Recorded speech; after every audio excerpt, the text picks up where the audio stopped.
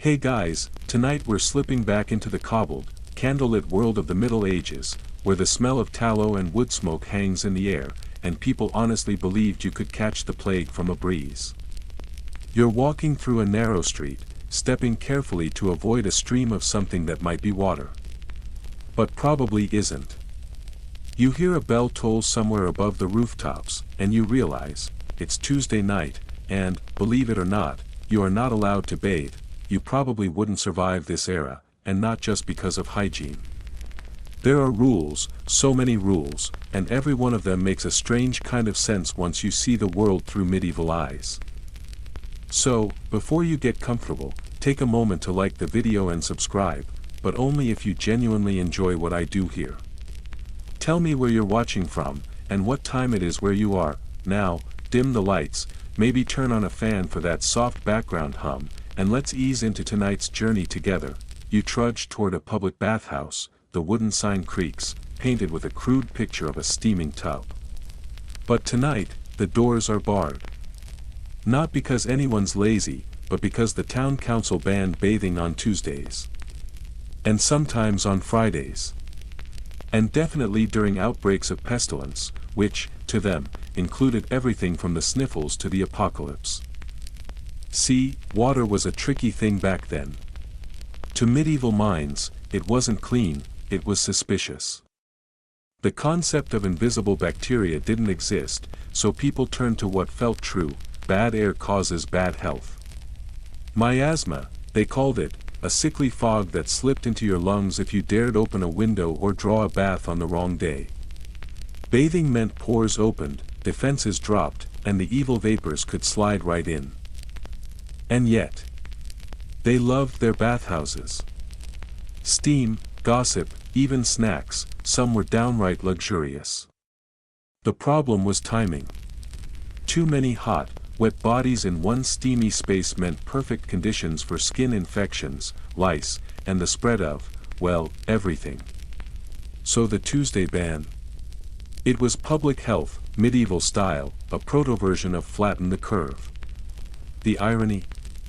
These same people believed a good sweat could drive out disease. You could bake yourself in a bathhouse until your face turned crimson, but woe betide you if you did it on an unlucky day. Historians still argue whether these bad days were rooted in astrology. Tuesdays were ruled by Mars, the planet of heat and fever, or if town leaders just wanted to ration water supplies during droughts. You imagine yourself holding a wooden bucket, trudging to a well at dawn. It's cold, and the rope squeaks. Someone behind you mutters that you'll anger the spirits if you wash your hair before Massachusetts. Another whispers that a bath will soften your humors, making your blood too thin to resist the chill. Everyone has an opinion, and everyone sounds utterly certain. It's easy to laugh now. You picture a medieval influencer saying, "So guys, it's no bath Tuesday, protect your humors." But think about their logic. People noticed patterns.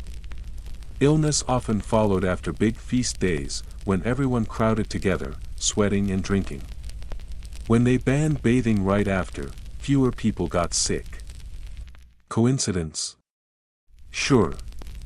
But to them, it worked. In some towns, bathhouses even doubled as brothels. The clean sign out front sometimes meant something entirely different. So, when authorities started banning bathing, what they were really banning was sin. It wasn't just health, it was morality. You weren't just risking a cold, you were risking your soul. One quirky tidbit that still survives. In some regions of France, bathhouse workers were legally considered half-clerical. They swore oaths of cleanliness before God because they dealt with bodies. Imagine your local spa therapist having to take a vow before opening the steam room. As you walk deeper into this world, the logic becomes almost comforting. Life was unpredictable, cruel, short. Rules, no matter how weird, offered structure. They made sense of chaos. When plagues rolled through Europe, people clung to these prohibitions like talismans. If skipping your bath could spare your family, then no one was stepping into that tub. Still, you catch a whiff of something unpleasant. Medieval hygiene wasn't entirely non-existent, though. People did dry bathing, rubbing themselves with linen cloths and scented powders. Wealthier folks used rose water or vinegar, believing it warded off disease. A merchant might spritz himself before a meeting and boast, "I've cleansed my humors with citrus." You smile, imagining that as a medieval version of "I use organic essential oils." Yet, under all this, there's real fear. You pass an apothecary's stall and see jars labeled powder of unicorn horn, actually narwhal tusk, to prevent the pestilence. The merchant swears it works. He also sells amulets against bathing vapors. Historians still debate whether such traders sincerely believed their wares worked, or if they just knew fear was profitable. And then, of course, the paradox: monasteries. While city folk feared water, monks bathed obsessively. Many abbeys had running water systems centuries before modern plumbing. In Cluny, France, monks bathed every Saturday before Vespers, chanting psalms while washing. They weren't defying the rules, they were the rule, cleanliness as piety. You imagine standing under that stone arch, cold water running over your hands, echoing down the corridor. The smell of soaproot and damp linen. The monk beside you glances up, murmuring that washing purifies not the body but the spirit. A faint smile, he probably hasn't read the town's Tuesday ban. It's strange, isn't it? The same act could mean sin in one place and sanctity in another. That's medieval logic in a nutshell. Context was everything. Now, as you settle back, maybe feeling the softness of your pillow, imagine that you followed this rule for a lifetime. You bathe on safe days only. You obey the calendar of humors, the advice of elders, the whisper of superstition. You live to old age, smelling faintly of herbs and dust, proud that you never tempted fate with a reckless Tuesday bath. Outside your window, you hear the distant toll of the curfew bell. Someone murmurs a prayer. The night air is heavy, safe, and still. Somewhere, a town clerk is writing down tomorrow's rule: no bathing, by order of the mayor and the mercy of God. And just like that, the world makes sense again, so long as you don't get wet. You wander through a medieval market square, stone arches framing bustling vendors, the smell of bread so rich it could hypnotize a traveler. You stop at a wooden stall stacked with golden loaves, each stamped with the baker's mark. A man in a hooded robe approaches, weighing each loaf like gold. The crowd hushes. It's the bread weight police. Officially, they enforce the assize of bread and ale, a law from 1266 dictating loaf weights and prices. Cheating bakers, underweight or poor flour, risked fines, pillory, or worse, eating their own bread in public humiliation. Bread was life, eaten for every meal, and tampering with it was more than greed, it endangered survival. Imagine being the baker, hours spent in sweat and smoke. The bread divine, yet the inspector could arrive at any moment. Each loaf must be heavy enough to pass, light enough to profit. The inspector lifts your bread, fingers leaving faint flour marks. He frowns, then nods. Relief floods you. Another day of honest bread. The system seems obsessive, but it worked, stabilizing prices, preventing famine riots. Medieval people couldn't check grain futures. This was their version of consumer protection. The allowed loaf size shrank precisely with wheat prices, calculated by royal decree. Trust and exact math held it together. Historians debate the inspectors' fairness. Some bakers bribed them, while towns chained official weights to churches. In some places, bread riots sparked wars. In communal ovens, families marked their dough to identify cheaters.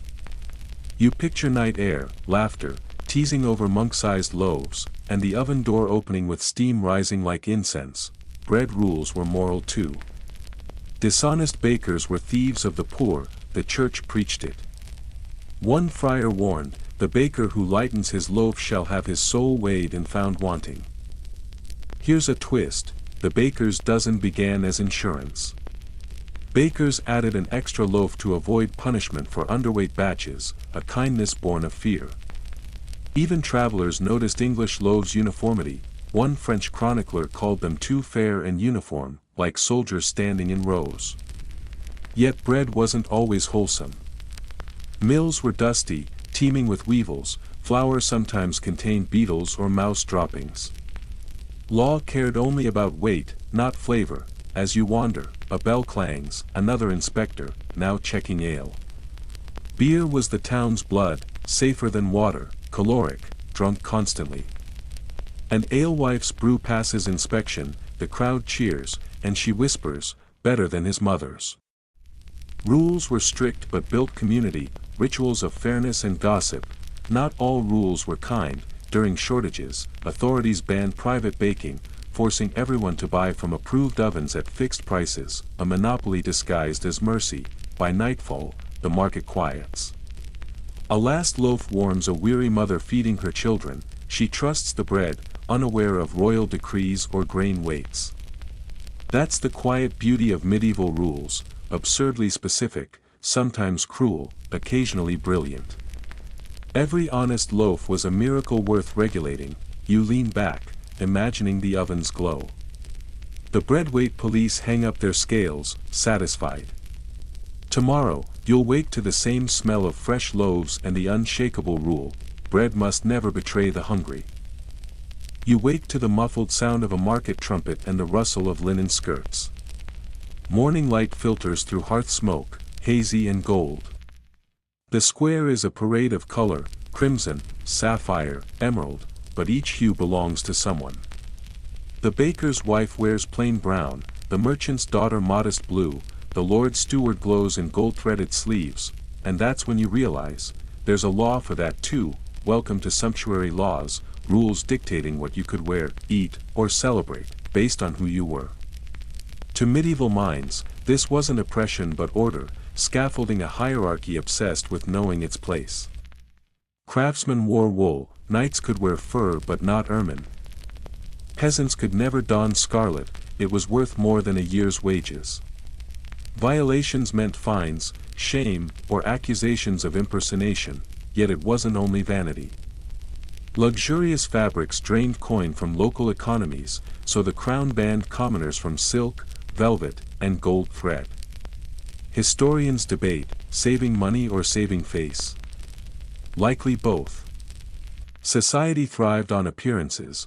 Picture a town fair, a merchant's wife arrives in a gown too fine for her station. Gasps ripple, officials note the forbidden trim. Half her husband's earnings are fined, her gown confiscated. The message spreads, don't outshine your betters. Irony abounds, the church preached humility, yet bishops dripped in gold. Royal courts flaunted fashion while chastising the poor. Not all rules were cruel. In Italy, lavish weddings were limited to prevent bankruptcies and vendettas. Buttons were once regulated too, preachers warned they tempted people by making undressing easier. Florence even limited sleeve buttons. Fashion policing, medieval style. At a tailor's stall, forbidden colors gleam. Merchants and craftsmen found loopholes, lining wool garments with hidden silk, flashing luxury subtly, provoking envy without arrest. Colors were coded, blue for loyalty, green for fertility, black for dignity, red for sin and status. Hierarchy was visible at a glance. Rebels existed, women dyed veils illegally, tailors cut flattering forbidden cuts. Yet those same tailors thrived supplying nobles eager to flaunt privilege. The laws weren't just fabric, they enforced faith, fear, and stability. In famine, plague, or war, visible hierarchy reassured everyone, the world still had structure. You stroll away, church bells echoing. A noblewoman passes. Her gown rustling like waves of gold. You glance at your plain tunic, understanding the comfort in knowing what not to wear. In the medieval mind, freedom wasn't safety, order was. And the color on your back was a single thread in the tapestry that kept their fragile world from unraveling. Night falls early in a medieval town. Candles flicker in narrow windows, and the smell of smoke settles low, hugging the rooftops like a shawl. You're walking through a lane so tight you can touch both walls with your elbows. Behind you, someone calls out, "Cover fire." And then the church bell begins to toll. It's not a call to prayer. It's not a summons to feast or fight. It's a warning, one that everyone obeys: put out your flames, close your shutters, and stay indoors. That single peal, echoing through the dark, is the sound of safety, the curfew bell. The word curfew actually comes from the Old French couvre-feu, meaning cover the fire. When the bell rang at sunset, townsfolk were required to extinguish or bank their hearths, locking the embers under ash or iron to prevent sparks from leaping onto thatch roofs. Because when your entire house is made of timber and straw, one lazy coal can burn down half the town before morning, you stop to imagine it. The streets are dim and quiet now, the only light coming from the forge, where a blacksmith hurries to smother his coals before the watchman arrives. The bell keeps tolling, a deep, rhythmic hum that vibrates in your ribs. Children hurry inside. Dogs bark, then fall silent. The world seems to exhale, surrendering to darkness. It sounds simple, even quaint, but this nightly ritual was one of the earliest forms of municipal regulation. Medieval Europe didn't have fire departments. It had bells and neighbors. Everyone was their own firefighter. The curfew bell wasn't optional, it was law. And the penalty for ignoring it could be steep: fines, confiscated tools, or public shaming. Historians still argue whether the bell was introduced purely for fire safety or also as a tool of control. Because once the fires were covered, the streets emptied. No more secret meetings, no gambling dens, no late-night conspiracies. It made curfew a perfect way to enforce both peace and obedience. You picture the night watch, a handful of men with halberds and lanterns, patrolling cobbled alleys. One leans on his pike, yawning. Another mutters that a baker's apprentice was caught with his oven still lit after hours, again. They debate whether to report him or just collect a small fee for silence. Human nature hasn't changed much in 800 years, still, the rule worked. Town fires, though inevitable, became less catastrophic. After London's Great Fire in 1212, yes, there was a first one before the famous 1666 blaze, many cities doubled down on fire prevention. Some even built watchtowers to spot distant plumes of smoke, ready to ring the bell again, but this time as an alarm instead of a lullaby. You pass under a timber archway where the air smells faintly of tallow and pine resin.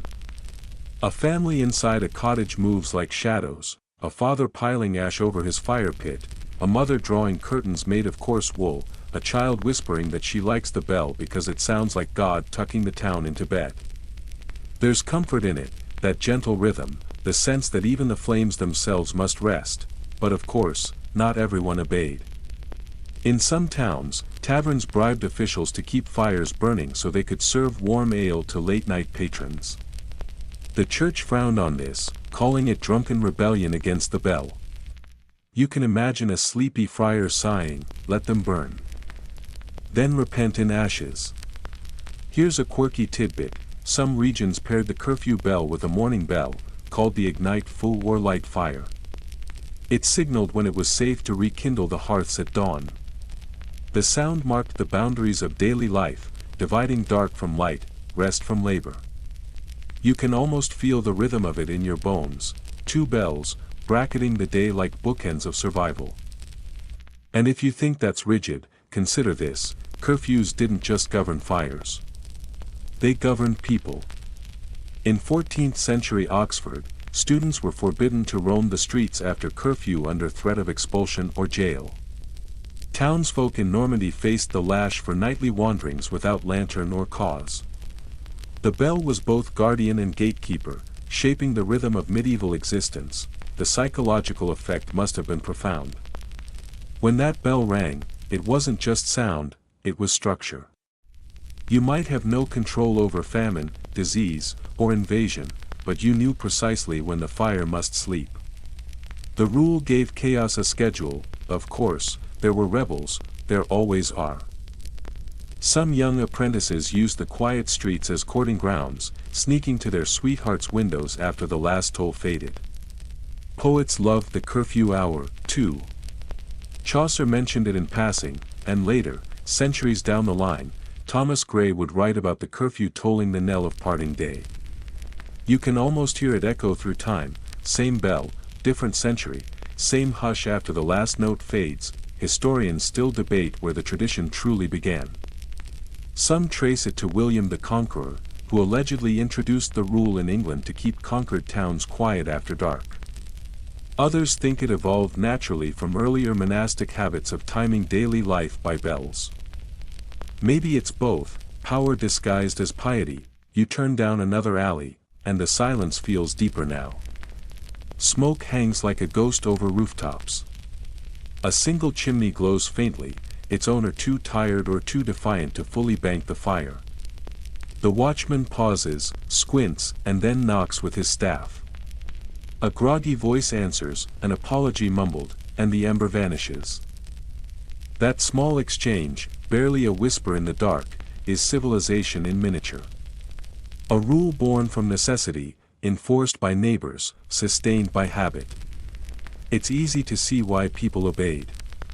Fire didn't just destroy homes, it erased families, livelihoods, entire records of existence. And when that much could vanish overnight, even a weird rule starts to feel holy. As you reach the town's edge, the bell rings one last time, slower now. The sound ripples through the sleeping streets, fading into the misty fields beyond. Somewhere, a dog howls, then goes quiet. The stars appear, cold and clear above the rooftops. You stand there for a long moment, feeling the echo settle in your chest. The fires are asleep. The people are safe. The rule, as strange as it seems, has done its job again, and tomorrow, when the morning bell calls the town back to life, no one will question it. Because in a world built of wood and fear, the most comforting sound is the one that tells you when it's safe to breathe. You wake up one morning to the sound of a rooster, or at least you think it's a rooster. Turns out it's your neighbor yelling about someone stealing his pig again. The village square is already filling with people, some carrying baskets of bread, others holding bundles of herbs, and one very official-looking man holding a long pole with a bundle of cloth tied at the end. You recognize him. The town beadle. Today, he's announcing new rules from the manor lord, and everyone's pretending to listen. You shuffle closer, and his voice booms out, henceforth, all townsfolk must bathe on Saint's Day Eve and refrain from shoes with long points. Wait, what? Shoes with long points. Welcome to the strange world of sumptuary laws, the medieval attempt to regulate who could wear what. The idea was to keep society neat, hierarchies visible, and peasants properly humble. You couldn't just dress like a noble because you felt fancy. Your outfit was basically a walking social ID card. Historians note that England, France, and Italy all had elaborate dress codes. Fur trims, silk, velvet, or even the color purple were reserved for high ranks. Purple, in particular, had ancient status. It came from the insanely expensive Tyrian dye, made from sea snails. 1 pound of that dye cost more than your entire village's yearly grain tax. So when medieval monarchs outlawed commoners from wearing it, it wasn't just about snobbery, it kept the economy predictable. Still, people found ways to cheat. You could, for instance, accidentally dye your cloak with a mix of plant roots and minerals that created a suspiciously regal tint. Or you could claim to be in mourning, a great excuse for black silk. The result? A quiet arms race of deception. Tailors were low-key geniuses, sneaking forbidden fabrics under layers of wool, like fashion contraband. One woman in Florence, fined for wearing a gold chain, argued that it was a family heirloom, and then promptly wore 2 the next week just to annoy the inspectors. There's your fringe fact: many towns had official fashion police. In 14th century Italy, they were called ufficiali del don, literally, officials of women. Their job? To spy on ladies' wardrobes. You'd think they'd have better things to do, but nope, they wrote reports on sleeve widths and bodice embroidery. The irony was delicious. Nobles kept passing these rules to appear moral and restrained, yet they themselves were the most extravagant. Imagine the king wearing pearls while lecturing you about modesty. That's medieval logic for you. Historians still argue whether these laws were truly about morality or just another form of taxation. Every time a tailor or merchant got fined, the crown got richer. Virtue came with receipts. Let's not forget the shoes. Oh, the shoes. Medieval Europe went wild for polaines, those absurdly long, pointy-toed shoes that looked like someone glued an elf slipper to your foot. The longer your toe, the higher your status. Some men's shoes were so long they had to be tied to the knee to walk. Naturally, the church hated them. Bishops called them Satan's claws. So, the crown stepped in and said, fine, nobles can wear 6-inch points, merchants 4, peasants none. Somewhere, a cobbler was probably weeping. But here's the twist, sumptuary laws weren't just about clothes. They even dictated what you could eat. In some cities, only the wealthy could serve more than 3 meat dishes at a banquet. You couldn't outfeast your betters, even if you somehow could afford to. And let's not talk about weddings. A humble craftsman's daughter might be forbidden to wear pearls or a train on her gown. Can you imagine being told your dress was too ambitious for your tax bracket? Of course, enforcement was spotty. Inspectors couldn't be everywhere, and most people bribed them anyway. Still, fear of public shame worked wonders. If caught, you might be paraded through town wearing your illegal garment inside out, a walk of fashionable shame. There's something oddly modern about it, though. Think of today's designer logos and social media aesthetic rules. The impulse to show your status, or hide it, is timeless. Medieval people just had fewer hashtags. One scholar even suggested that these laws helped create the first sense of national fashion. When English clothiers were banned from importing French silks, they had to innovate locally. Domestic weaving improved. Birthing the English wool trade that would dominate Europe for centuries. So, yes, banning sparkly tunics accidentally jump-started the textile industry. As you wander away from the Beatles' announcement, you can almost hear him droning on about forbidden fabrics and sinful shoes. The townsfolk sigh and roll their eyes, already plotting how to bend the rules. One tailor whispers to his apprentice, "We'll make the sleeves a bit shorter, but the inside lining, oh, the lining, they'll never see it." And just like that, rebellion is stitched one seam at a time. Later that night, in a smoky tavern, someone jokes that maybe, just maybe, if everyone wore the same drab wool tunic, the nobles would panic. They wouldn't know who to bow to anymore. The room bursts into laughter. You sip your weak ale, feeling oddly grateful that in your time, no one fines you for your sneakers. Well, yet.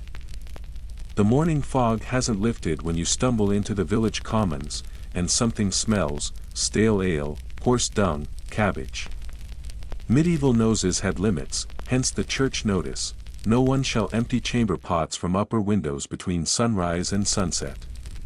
Ah, medieval sanitation laws, practical, desperate rules. Towns were cramped, chaotic labyrinths of mud streets and leaning houses, with no sewers or indoor plumbing.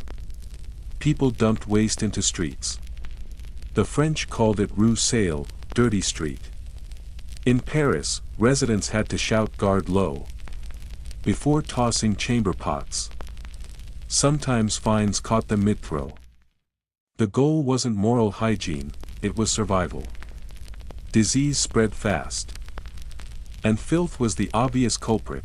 By the 14th century, after the Black Death, towns hired street sweepers, rakers, but only weekly. Pigs roamed as garbage collectors, banned and ignored in turn. Bathhouses existed, some with oils and snacks, but moralists later linked bathing to sin, closing them and multiplying filth laws. Women sweep streets by law, mud inspectors patrolled, and ordinances forbade washing entrails in public fountains. Certain cities believed foul smells caused illness, miasma theory, so authorities burned incense, spread herbs, and mandated sweet-smelling bread in windows. Milan slaughtered animals outside city walls, Venice exiled tanners to islands, castles had garderobes dropping waste into moats, fortified by filth. Vinegar served as medieval bleach, splashed on tables, tools, and hands. Streets sloped inward, collecting waste in the middle, bubbling after rain. In Paris, no tanneries or slaughterhouses were allowed inside walls, they moved just outside, but stench traveled with the wind. Some rules worked. Edward III created official scavengers in London, towns had dung hills.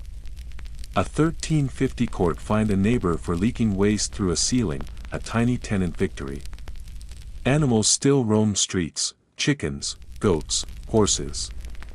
Cleanliness was relative, chaos persistent, as dusk falls, the smell eases. You watch a mother fill her jug at a fountain, avoiding scum. Survival was about knowing which puddle not to step in. Then, someone yells above, guard low. Too late. History, it seems, always has a sense of humor. You wake to the distant toll of the church bell, summoning baker and blacksmith alike. The crooked stone chapel towers over the town, a moral lighthouse. Inside, one truth reigns, the church doesn't just save souls, it regulates everything. First up, meat. Medieval fasting wasn't optional. No meat on Fridays, Lent, or feast eves. Beaver tail and puffin counted as fish, a theological loophole keeping hunger bearable. Fasting also stabilized the food supply, fewer cows eaten meant more surviving till winter, alcohol was regulated too. Ale strength was monitored to prevent sin, yet monks brewed liquid bread freely, even 5 liters a day during fasts. No wonder their chants sounded so mellow. Marriage was tightly controlled. You couldn't wed within 7 degrees of kin, needing dispensations, fees, and blessings. The church even banned intimacy on half the year, Lent, Advent, Sundays, feast days, plus Wednesdays and Fridays. Historians debate how strictly anyone followed it. Inside the chapel, incense and beeswax mingle. The priest announces decrees, no dancing in graveyards, no dice near holy sites, and no swearing on animals. The last seems absurd, yet farmers probably muttered, "By St. Cow, I'll pay you next week," unbothered. Not all rules were oppressive. Sabbath rest gave peasants 1 day off. Burial outside city walls prevented disease. Confession gathered social data, who cheated, quarreled, or hoarded grain. The church's calendar governed life itself, markets, festivals, courts, all synced to saints' days, a medieval internet of ritual, cracks existed. Rich or strict clergy provoked rebellion, Lollards in England and Jan Hus in Bohemia protested hypocrisy and indulgences, sometimes fatally. Scribes were restricted too, devils in manuscripts became round, pink, and oddly polite to avoid temptation. As Vespers bell tolls, smoke rises like prayers. Strange church laws, on food, marriage, oaths, or art, kept chaos at bay. People obeyed, complained, cheated, repented, repeating the rhythm of medieval life, walking away under flickering stars. You realize, even today, we create rules to promise order, even if we don't fully understand why they work. The bells fade, replaced by wagon wheels creaking on cobblestones. Dawn mists curl around the gates, and you spot the market inspector, squinting at cabbages. It's not about the cabbages, it's about weights and measures, the medieval obsession that could make or break a peasant's livelihood. In a world without barcodes, trust was fragile. Each town had standard weights, usually locked in the town hall. Using false ones was a serious crime, punishable by fines or public humiliation. One London rule from 1310 ordered dishonest bakers drawn through the streets on a hurdle with their false bread hanging from their necks. Medieval walk of shame, gluten edition. These rules weren't just moral. They were practical. Flour could be stretched with chalk, wine watered down. Official measures, assizes, stabilized prices and prevented riots. The assize of bread and ale dictated loaf size and price, recalculated with each grain price fluctuation. Bakers had charts, though most couldn't read them. Connors roamed markets to test beer strength, sometimes sitting on benches soaked with ale to ensure compliance. Fishmongers, too, were checked. Spoiled fish could kill, so cities like Lübeck and Paris demanded morning catches. In Flanders, selling overly white bread, reserved for the wealthy, was a crime. Hand-carved measuring spoons, sometimes blessed by priests, ensured honest trade under God. Some towns banned night markets, reasoning darkness encouraged deceit. Violators risked harsh punishment, even losing a hand for selling onions after sunset. Corruption existed, inspectors took kickbacks, ran protection rackets, and guilds argued over who defined fair weights. Yet these precise rules built trust. Merchants could travel knowing standards differed, but principles were the same: measure, regulate, verify. A medieval Yelp with fewer stars and more humiliation. You pause by a bread stall. The woman whispers her roles are a little generous, quiet rebellion, bending rules with kindness. Later, the beadle marches through the market, checking scales and ale jugs. Commerce and conscience intertwine. There's rhythm in the barter, the shuffle of baskets, the shouted haggles. Odd as they seem, these rules kept towns alive. As the inspector locks up official weights and carries the keys to the mayor's hall, the square falls quiet. For a moment, it feels almost peaceful, reminding you that even the strictest laws can't measure mercy. You wake to the hammering of a blacksmith, clang, pause, clang, the heartbeat of the forge. The townspeople gather, not for markets or sermons, but for the law court, where justice mixes drama, superstition, and weird procedures that somehow made sense back then. The bailiff calls names. People shuffle forward. A thief is brought in chains for stealing bread. Punishment depends not just on evidence, but on divine intervention. Ordeals. You might be plunged into boiling water, carry red-hot iron, or thrown into a pond. Heal cleanly or sink, and you're innocent. Fail, and better luck in the next life. Priests sometimes helped God quietly, ensuring mercy for those deemed worthy. Justice was part ritual, part theater. Animals could face trial too: pigs, goats, even roosters. A pig that killed a child might be dressed in human clothes, assigned a lawyer, and executed. In 15th century Savigny, rats were charged with crop destruction. Their lawyer argued travel was unsafe due to cats, and won a delay. Back at the square, a merchant argues over a bushel of barley. Judges leaned on congregation, a group of friends swearing to your truth counted as proof. Medieval peer review. Wealth tipped the balance, as rich or accused could gather more witnesses. A woman accused of gossiping about the reeve's wife steps forward. Punishment: the brank, an iron muzzle, and a public parade. Words had weight. Yet some towns were progressive. In 12th century London, women could sue husbands for assault, and in parts of Germany, citizens could appeal to royal courts. Public spectacle mattered. Stocks, pillories, cucking stools turned justice into theater. Executions, though rare, were ultimate events, part moral lesson, part grim entertainment. Crowds bought pies during beheadings. Sanctuary laws provided limited mercy. Fugitives could claim church refuge for 40 days, sometimes confessing, sometimes starving. By midday, the crowd disperses. The thief sits in the stocks, the gossip fined, the barley dispute postponed. Clerks jot down rulings, ink-stained fingers trembling. Behind the bizarre rules lay earnest attempts at fairness. The blacksmith's hammer resumes its rhythm. You think of those judged today, guilty or unlucky, and realize the real miracle of the medieval world wasn't divine justice but endurance, rebuilding. Rule by rule. Passing under the town gate, you read the carving above, Lex est pax, law is peace. Worn but lingering, a reminder that even harsh medieval laws were born from hope, that peace could somehow be legislated into existence. The night settles soft and damp over the town. The fires in the forges dim, the candles in the tavern gutter down to nubs, and the wind turns cool and metallic, carrying the smell of distant rain.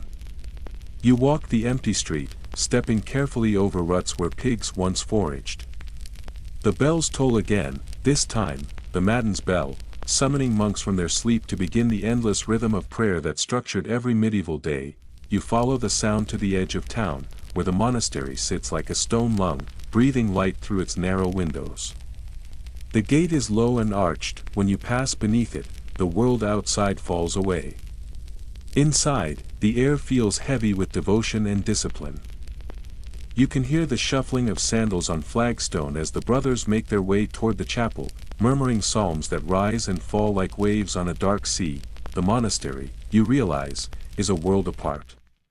While peasants toil and lords squabble, these men live by the rule, a strict set of guidelines that govern when to sleep, when to pray, when to eat, and when to speak. Silence is prized here.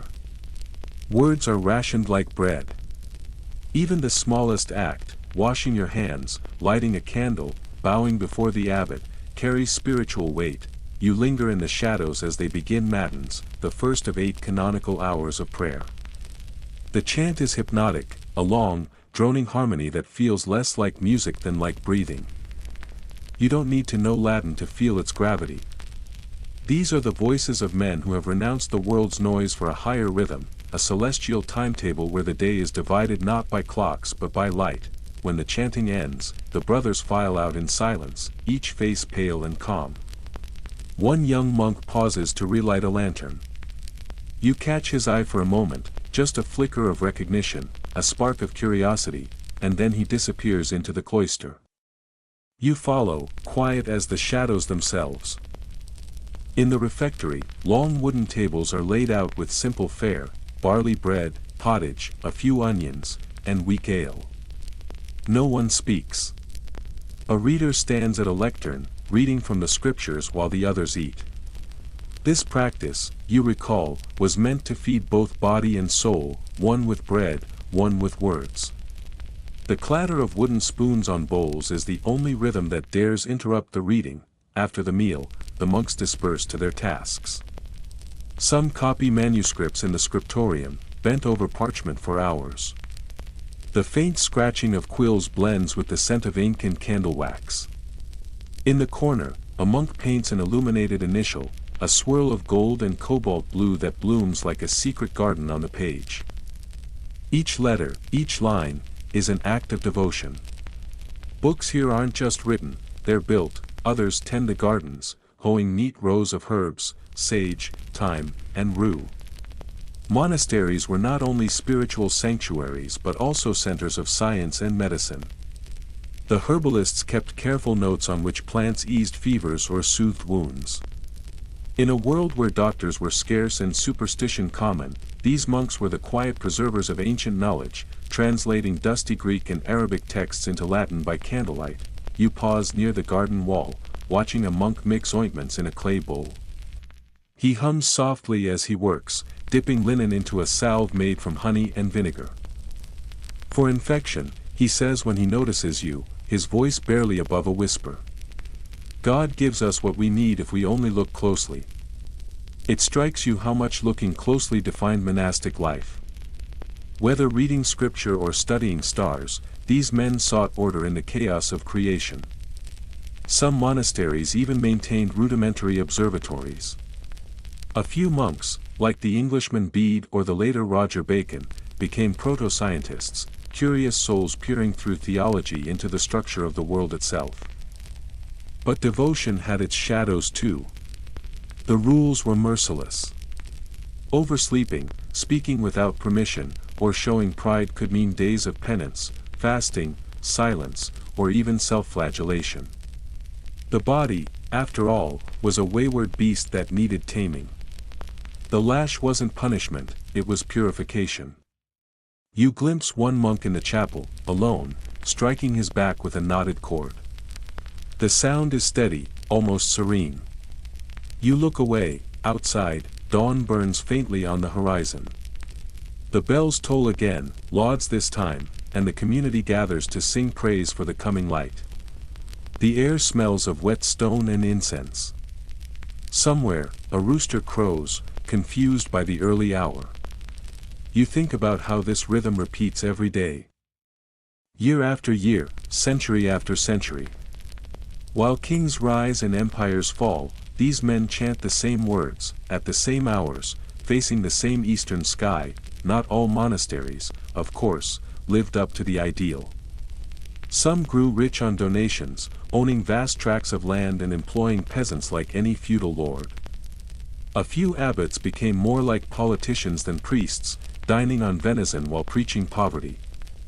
Reformers railed against this corruption, and new orders, like the Cistercians, arose to restore simplicity. The pendulum of holiness, it seems, always swung between luxury and austerity. As the morning brightens, you step outside again, blinking against the gold light spilling over the fields. The town below is waking, the baker's chimney smokes, children chase chickens through the mud, merchants roll open their stalls. The contrast is striking. Up here, silence and contemplation, down there, noise and barter. And yet, both are bound by the same invisible thread, the medieval obsession with order. Whether through prayer or law, tax or tithe, everyone played a part in keeping the universe from unraveling. You glance back once more at the monastery's tower, where a single bell swings like a pendulum between heaven and earth. You think about how many centuries it will ring, long after the town burns or crumbles, long after the brothers who built it are dust. Maybe that's what faith truly was in this age, not belief in miracles, but endurance. The quiet, stubborn rhythm of men who refused to stop singing, even when the world outside forgot the tune. By the time the sun climbs fully above the rooftops, the fields beyond the walls are already alive with motion. The air smells of damp earth and barley, and the faint ring of metal drifts over the hedgerows. You wander down the path that leads out of town, past a line of cottages, until you reach a wide meadow where dozens of villagers, men, women, even children, stand with longbows in hand. At first, it looks like a festival, laughter, dogs barking, bits of bread shared from cloth bundles. But then you notice the targets, rough straw circles pinned to wooden frames, and the sudden hush when a man in a leather jerkin raises his hand. The bowstrings draw back. The sound is like a sigh stretched taut. Then, thwack, thwack, thwack, a dozen arrows hit home almost at once. Welcome to mandatory archery Sunday. It sounds like a joke, but it was a real thing, an honest-to-God law in medieval England. Every able-bodied man was required to practice archery every Sunday and holiday, often under penalty of fine or ridicule. The law wasn't about sport or recreation, it was national defense disguised as leisure. You see, the English longbow was more than a weapon, it was an institution. You watch as one archer, a wiry man with arms like braided rope, pulls his bow to the cheek. The longbow, nearly as tall as he is, takes enormous strength to draw. When he releases, the arrow cuts the air with a sharp hiss before burying itself deep in the straw. Someone claps. Someone else groans. There's a friendly rivalry to it, but under the laughter lies the steady heartbeat of war. England's kings, from Edward III to Henry VIII, relied on these village archers to fill their armies. It was the longbow that won the day at Crécy, at Poitiers, at Agincourt, where muddy Englishmen shredded French knights like parchment. Historians still argue whether the weapon itself or the men behind it made the difference, but one thing's clear, archery practice wasn't optional for a reason. You can almost imagine the logic behind it. The law served to keep military skill alive in every parish. By turning training into a communal event, part law, part social outing, it guaranteed a nation of ready marksmen. Archery ranges doubled as gossip hubs, marketplaces, and even courtship venues. One chronicler grumbled that the men loved their bow better than their book, but the government couldn't have been happier about that. A boy beside you struggles to draw his bow. His father corrects his stance, showing him how to anchor the string near his jaw. "You'll need that arm when the French come," he says, half joking, half serious. The boy grins, not realizing that his father might actually mean it. The sound of arrows continues, rhythmic and hypnotic. There's something oddly soothing about it, the repetition, the focus, the soft hiss through air. Like the monastery bells, it's another kind of order. Here, the act of pulling, aiming, and releasing becomes almost meditative. At midday, the priest arrives, robes fluttering in the breeze. He blesses the field with a few words in Latin, and everyone bows their heads. Religion and war blend easily here, both are woven into daily life. Then he joins the line, grinning as he looses an arrow that flies wide into a hedge. Laughter ripples through the crowd.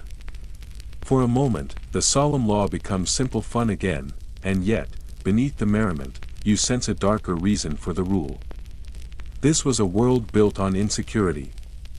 Raids, rebellions, and foreign invasions weren't abstract fears, they were part of living memory. Every field could become a battlefield.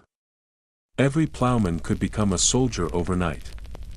Mandatory archery was the kingdom's insurance policy, one rooted not in fear, but in grim experience. There's another layer too, class. Only free men were required, or allowed, to train. Serfs, bound to the land, rarely held bows. Knights, on the other hand, relied on these archers but often scorned them as commoners. Yet in the mud of battle, it was the longbowman who decided fates.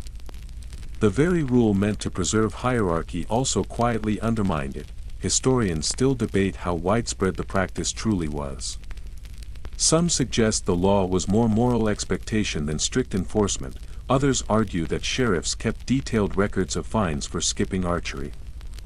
A few even claim the church resented it, since it pulled men from Sunday Mass. But whatever its reach, the tradition left marks deeper than any arrow in straw. It shaped English identity itself. You notice that when the practice ends, the men don't rush home. They linger, sharing ale, swapping gossip, and boasting of good shots. The meadow becomes a microcosm of medieval life, duty softened by community, fear soothed by ritual. Even the women join in the chatter, teasing their husbands about missed targets or proud bullseyes. The law may have compelled attendance, but habit and fellowship kept them there. As you wander back toward the village, you pass a tattered notice nailed to a post. The ink is faded, but you can just make out the words, "Every man shall have a bow of his own height." It's both command and encouragement, a reminder that defense begins at home. In a time before standing armies or professional soldiers, that simple wooden weapon was the kingdom's spine. You think about how strange this must look to the modern eye, being legally required to shoot arrows on your day off. But back then, it made perfect sense. It was cheaper than hiring mercenaries, more reliable than treaties, and deeply ingrained in the rhythm of life.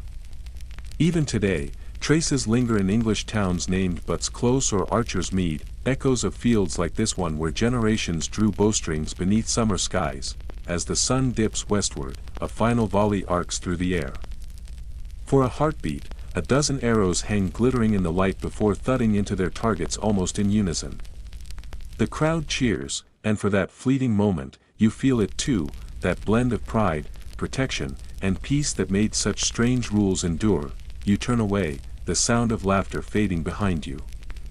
Somewhere far off, a church bell rings for evening prayers. Another day's order restored. By the time you return to the marketplace, the sound of laughter has vanished.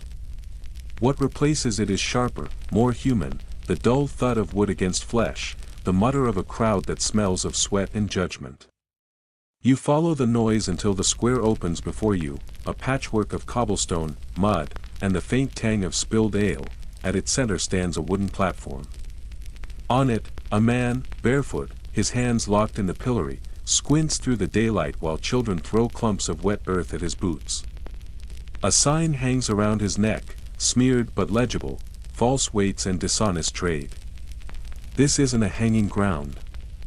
This is public punishment day, part theater, part moral instruction.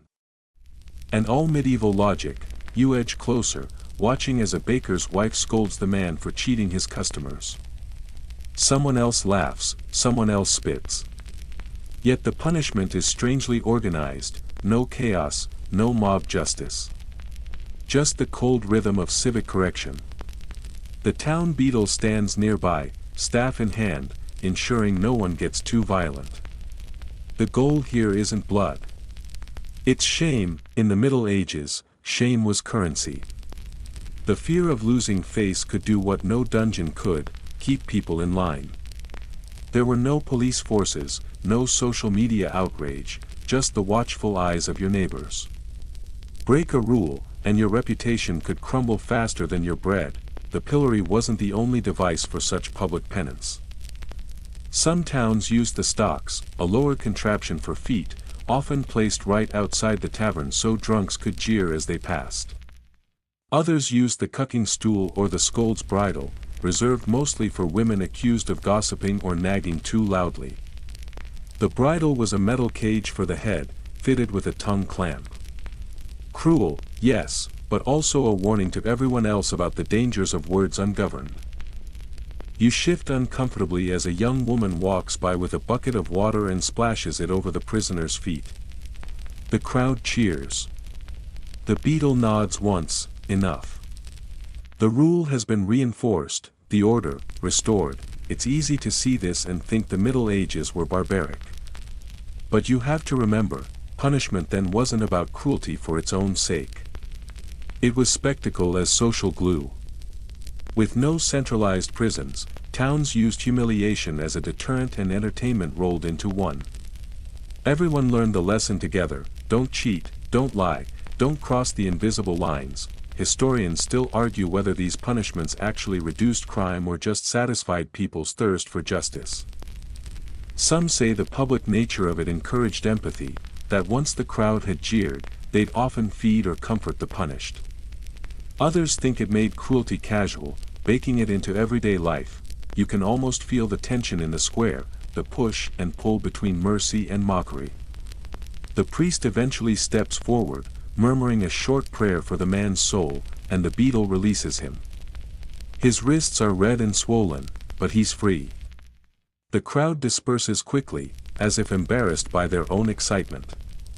The market noise returns, the clatter of carts, the call of vendors, the creak of ox yokes. Life continues, but the rules of shame extend far beyond punishment day. They shape everything from business to love. A blacksmith who cheats a customer loses not just coin but trust. A woman caught gossiping too much may find her marriage prospects gone. Even seating in church reflects moral standing. The pious sit close to the altar, the disgraced near the door. Reputation is both armor and leash. You stop by a notice board nailed to a tavern wall.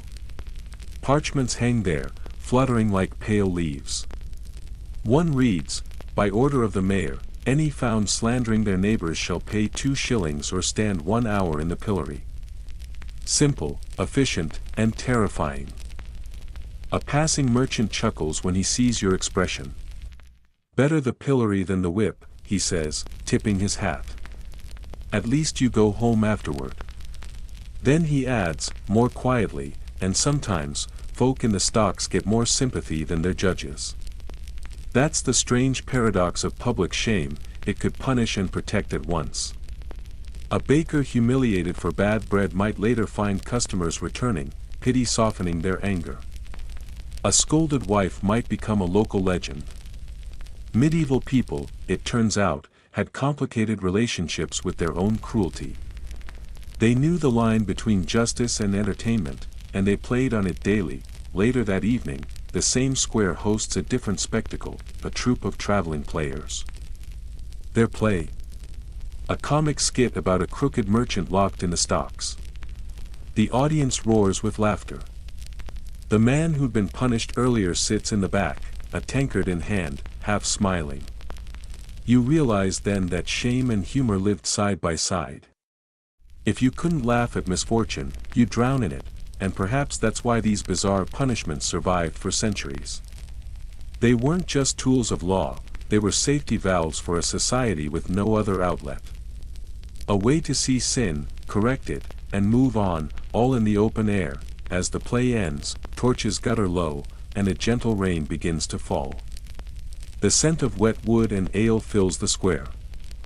You imagine the pillory standing empty in the dark. Its wood slick and silent now, waiting for the next unlucky soul. In the distance, the bells toll again, calling the town to night prayers. You turn away, your footsteps echoing softly on the stones. The square fades behind you, its shouts, its laughter, its moral theater. The rules may have been harsh, but beneath them ran a logic of survival, a community policing itself because there was no one else to do it. And maybe, just maybe, that's why the medieval town, with all its strangeness, held together as long as it did. Morning comes again, and with it, the smell of salt and fasting. The tavern doors stay shut, the butcher's stalls stand empty except for a few slabs of salted fish glistening on the counter. The air feels quieter somehow, expectant, like the world's holding its breath. You've wandered into the heart of Lent, and for the next 40 days, the rules of eating have turned upside down. Meat is forbidden. So is milk, cheese, butter, and sometimes even eggs. It's not just a diet, it's doctrine. The church decrees it, the town obeys it, and your stomach, poor thing, just has to adapt. You wander through the marketplace, where even the smells have changed. No roasting fat or sizzling sausages today. Instead, the scent of dried herbs, onions, and river fish mingles with wood smoke. A friar moves between stalls, nodding approvingly at anyone selling lentils or salted herring.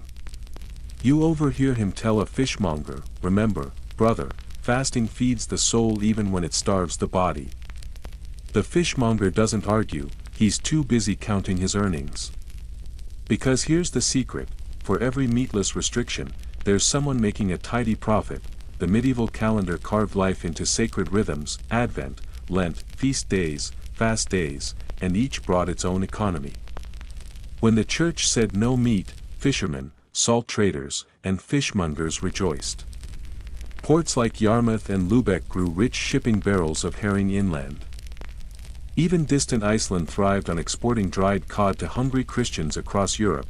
Historians still argue whether these restrictions were purely spiritual or cunningly economic.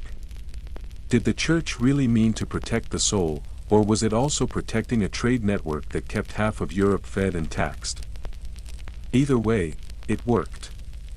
You watch a line of villagers queue for fish stew outside a tavern, bowls steaming under the morning chill.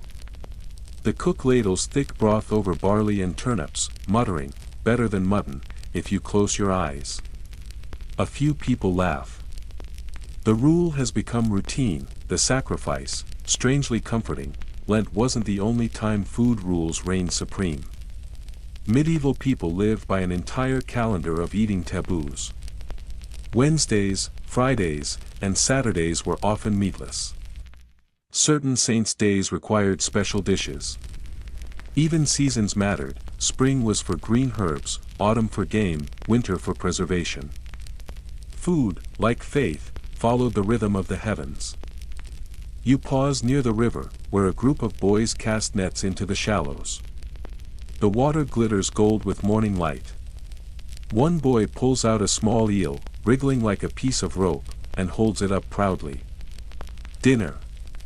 he shouts. His mother, waiting nearby with a basket, nods in approval.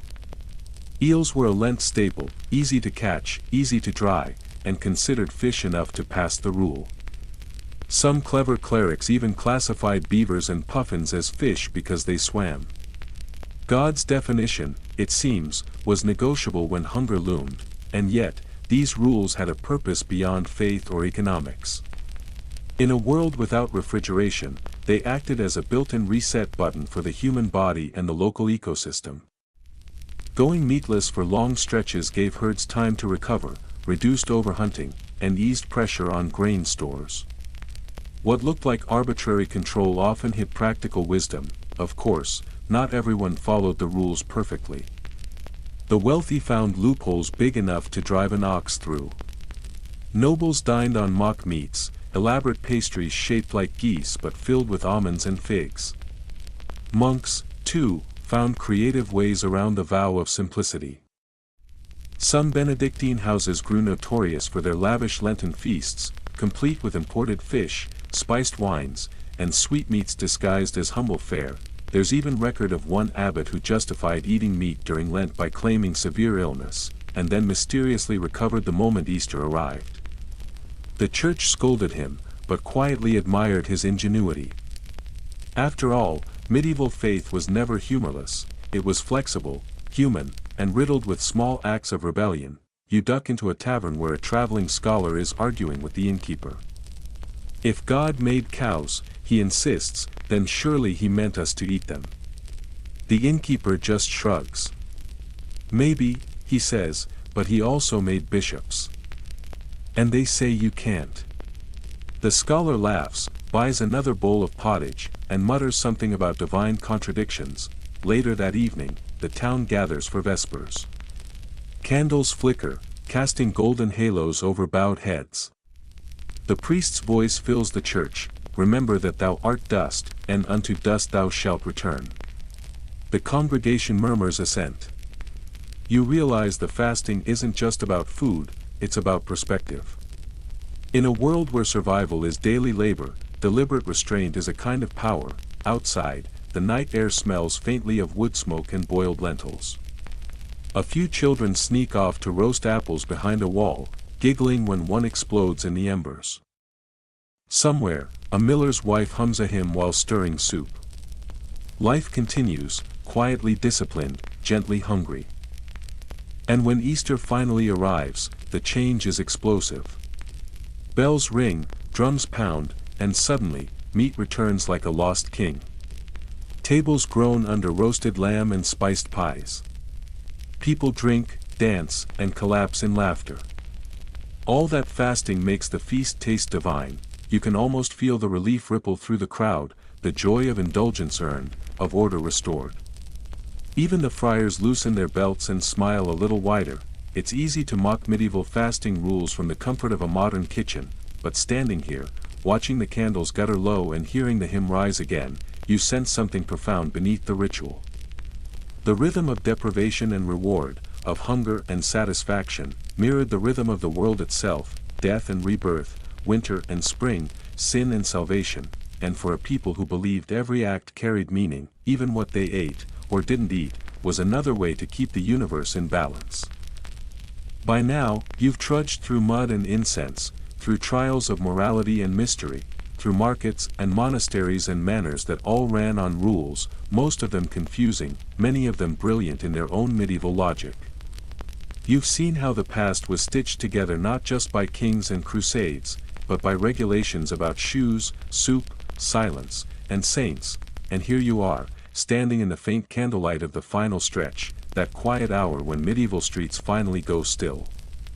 The tavern shutters are latched, the chickens have gone silent, and a sleepy monk somewhere is turning the last page of his parchment before snuffing the flame. You glance back over the centuries and realize, none of these strange customs were random. They all had their reasons, some rooted in survival, others in faith, and a few just in the human need to make sense of chaos. The rule about bathing on Saturdays. Hygiene before church. The law about not wearing fancy fur unless you earned it. A medieval way to keep the rich in check, or at least looking respectable. Even the wild bans on laughter or kissing in public spoke to a world trying, in its awkward way, to build order out of fear, faith, and famine. Historians still argue whether medieval people were obsessively rule-bound or just cleverly adaptable. Maybe both. After all, in a time without antibiotics or central heating, rules were their safety nets, woven out of prayer. Habit and gossip. You picture one of those dusty village squares again. A tanner wipes his hands, a baker closes his stall, a child chases a chicken. And somehow, despite the endless lists of don'ts, life keeps happening, messy, beautiful, and very human, and now, since you followed these rules all the way to the end, it's time for your reward, rest.